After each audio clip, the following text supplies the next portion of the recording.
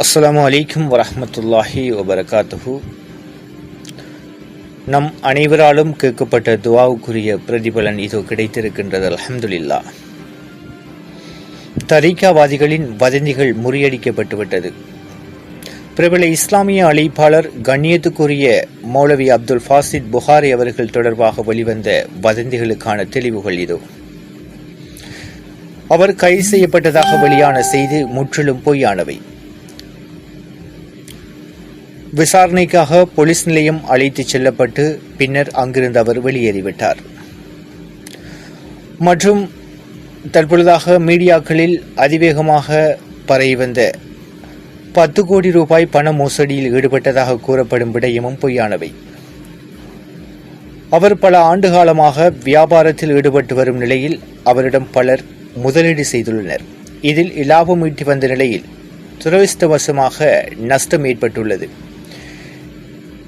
இது நிமித்தமாக அவர் சிலருக்கு பணம் கொடுக்க வேண்டியுள்ளதே தவிர இது பண மோசடி அல்ல. இன்ஷா அல்லாஹ், அல்லாஹுவை அஞ்சுவோம். அவரால் எதிர்காலத்தில் அல்லாஹுவின் உதவியுடன் அந்த கொடுக்கல் வாங்கல் பிரச்சனையை தீர்த்து கொள்ள முடியும். அல்ஹம்துலில்லாஹ். மற்றும் இன்னும் ஒரு வதந்தியும் வெளியாக இருந்தது. பெண் தொடர்பான வதந்திகள். பெண் தொடர்பான மோசடி என்பது பொய். தனது 2வது மனைவியுடன் வாழ்ந்து வரும் அவருக்கு 1வது மனைவியுடன் ஏற்பட்ட மனக்கசப்பின் விளைவாக தகராறு ஏற்பட்டுள்ளதே தவிர இது பெண்ணொருவரை ஏமாற்றி மோசடி செய்தார் என்பதல்ல. அது அவருடைய தனிப்பட்ட குடும்ப பிரச்சினை.